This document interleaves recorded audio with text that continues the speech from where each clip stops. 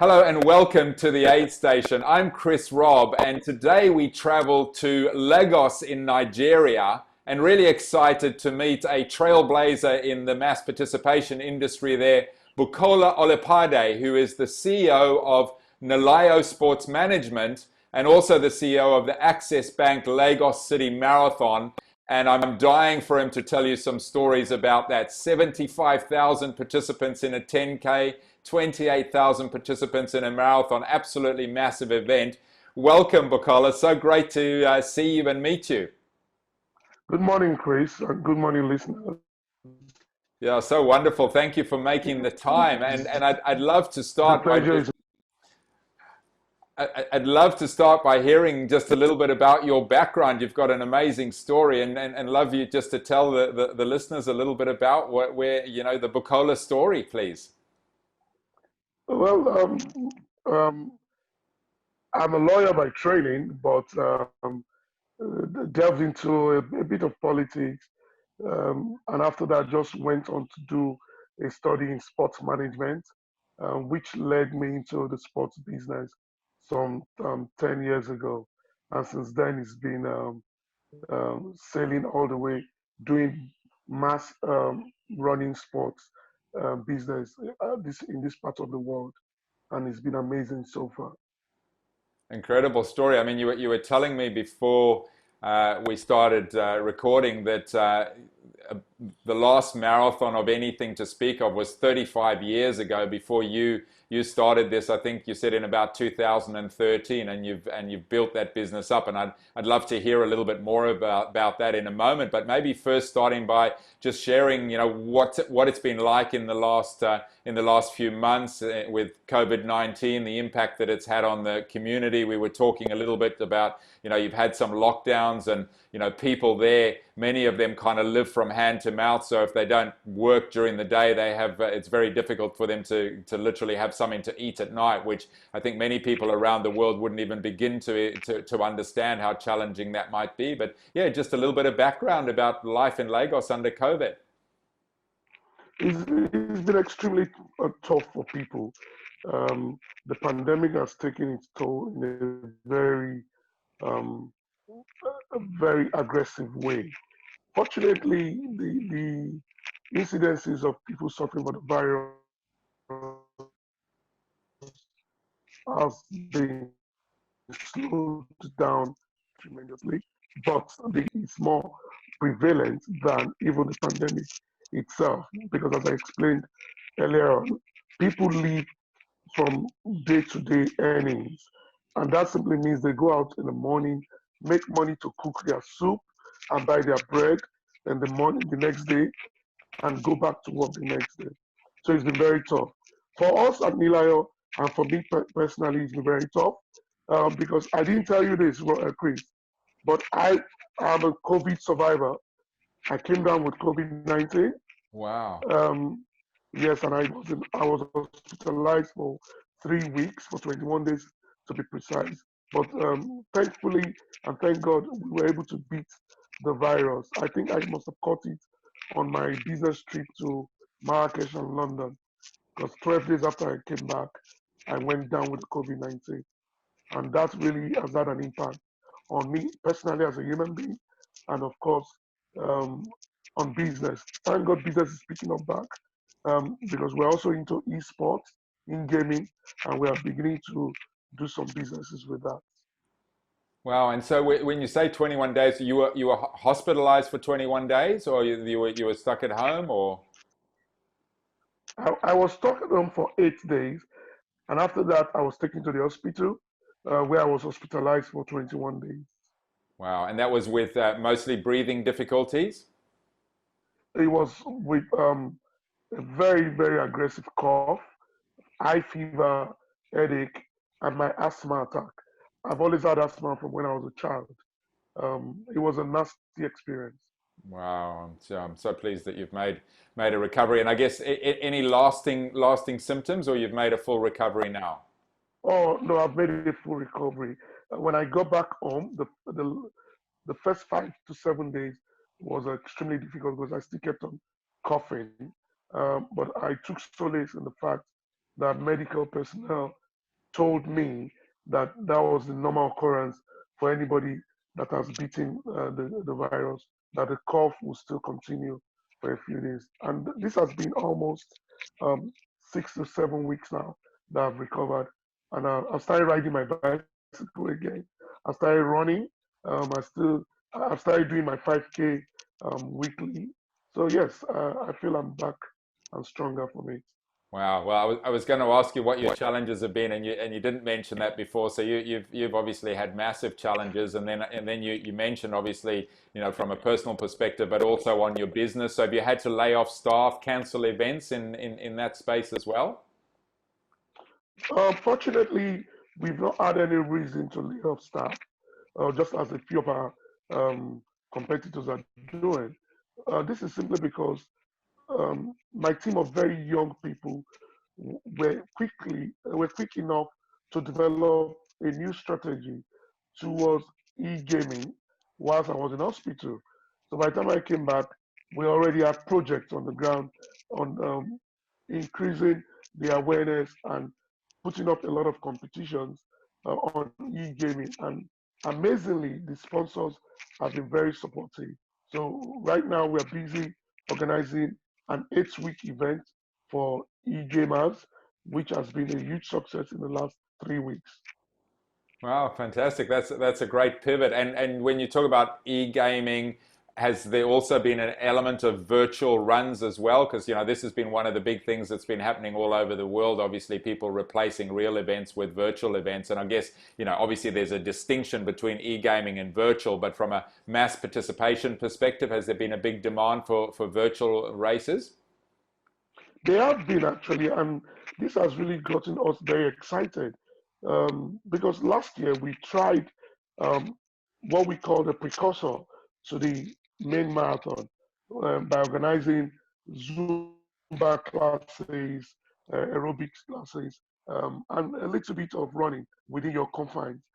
We did a trial run last year. So it was more like as if somebody saw tomorrow from my team. And this is a good thing about working with young, intellectually gifted people because they think way ahead than even I, the CEO. So we are prepared. Now, what we are putting together is finishing touches to an app that will allow people to be part of the Access Bank Lagos City Marathon February next year through virtual running. And I'm very excited about that because the feedback from the questionnaires we threw out in the last 2 weeks has been amazing. A lot of people are looking forward to it. They are not allowing the COVID-19 to disturb their training and to looking towards this race that has become a cultural thing for Lagosians and Nigerians. And that has made me very, very comfortable that we are not going to suffer any effect of the COVID-19 by not putting up the Access Bank Lagos City Marathon. Chris, by the way, we're also strategizing on how to ensure that we bring in the cream de la cream of top runners to still come and run. Maybe we'll do the Tokyo assemblage of running where they allow just a few people to run. This is if society is not open. But if luckily there's a vaccine and society opens all over the world, yes, we'll do our big mass race. But we are watching and looking at the top races. We keep learning every day. We are talking to race organizers all over the world. And we're looking at what would happen in October the 5th in London. We're monitoring what the Dubai International Marathon are trying to do. We're talking to people in South Africa because the Cape Town race are already, top level organizing a virtual race. And we intend to learn from all these races in order to get our race going come February next year. That's wonderful, and that's one of the great things that's come out of this is there's so much collaboration all over the world, people sharing knowledge, learning from each other, and there's many massive silver linings that are going to come out of this. Whilst it's undeniably very challenging for many people, I think there's so many positives that are going to come out of it, and great for our industry. We're learning from each other, sharing knowledge like never before, and I guess you're clearly playing a leadership role in that. You've been a trailblazer in terms of getting the industry growing again in Nigeria and coming up with new initiatives. Where do you take your cue from a leadership perspective? Are there any particular kind of leadership values or tips that you'd like to share with people that are listening, or a great mentor that you've had that taught you any particular things that you'd like to share? So yes, I've learned from a few people. For example, when I went to do the postgraduate degree course on sports management, it was a FIFA CIES program. There was a gentleman, the head of the program called Ostersen in South Africa, who actually put it in my head in 2012 um, on how road races will become the future of sports business. And that sort of motivated me. Aside from that, I'd worked with a gentleman called Benga Daniel, who was the governor of Ogun State, who actually built my capacity in terms of um, micro and macro management in the in public sector. And I thought, let me go see what I can do from learning all of this stuff and from actually attending the Nelson Mandela Metropolitan University or this postgraduate course. That has really helped. But let me tell you the biggest motivator and the biggest learning curve for me. That's my mother. My mother told me a long time ago that leadership is about developing the duck-like approach. You know, ducks, the duck leads from behind. It allows the children to lead in the front and comes from behind.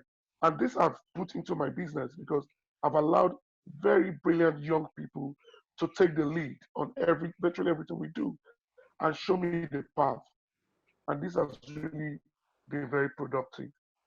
Wow, what a great principle. Absolutely love it. What a great principle. Yeah. And so in terms of your team to put this on, how many people would you have in your team there, Bukola? For the permanent team, we have about between 70 and 100 people, Uh-huh. but every year we get close to 3,000 ad hoc staff to support. Yeah. Wow, as you would expect for an event of that size, that's Yeah, absolutely amazing. And you were talking about virtual events and e-gaming and so on. So I'd be right in saying that the population is very tech savvy, lots of mobile phones, very engaged in the digital world in Nigeria. absolutely. Yeah. I believe Nigeria is one of the highest users of tech equipment today in the world. You find it's funny we say this. My daughter is always laughing. My grown-up kids live in England. My daughters are always laughing at me, saying, "Why is that Nigerians go about with three different phones in their hands?" you know, I've not been able to give an answer to that, but that tells you the amount, the level of savviness of Nigerians, always wanting to know what's going on out there. There's a huge growth in social media participation, so much so that things that people used to ignore have become too dangerous for them to ignore.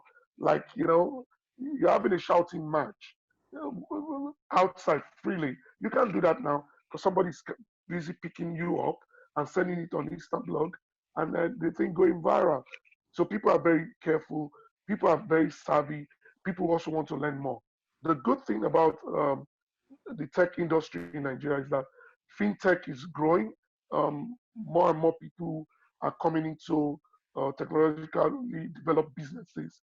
And yes, I can beat my chest to say by the time we are ready for a virtual run, a lot of Nigerians would actually participate. What we discovered last year was that we got registration, online registration for our race increased from a mediocre 11% when we first started to almost 61% of runners uh, doing their registration online. And that has been very encouraging. Wow, that's wonderful, and yeah, it's obviously makes it so much more accessible and easier for you as an event organizer, and much more opportunity to engage as well. That's really great, a great statistic. Can you maybe finish Absolutely. with an inspirational story for you? I'm sure there's lots that you've seen that's inspiring. Clearly, your mother inspires you, but is there something inspirational that you'd like to share with the viewers, please? Yeah, I've had a lot of inspirational experiences, but the one that stands out right now is the inspiration I've gained from watching frontliners, health workers do their thing with this COVID-19 in Nigeria. Mm. It's been amazing. Prior to me going to hospital, I'd never attended a government hospital. I've always been treated privately. This was the first time for me to attend a government hospital, to be looked after in a government hospital. And the heroes for me are the doctors, the nurses, and the domestic workers who looked after us, who were there to cater for our well-being, and who have continuously ensured that Nigeria we are able to contain this virus. And that has been a motivational story for me, a story of um, never say anything is impossible.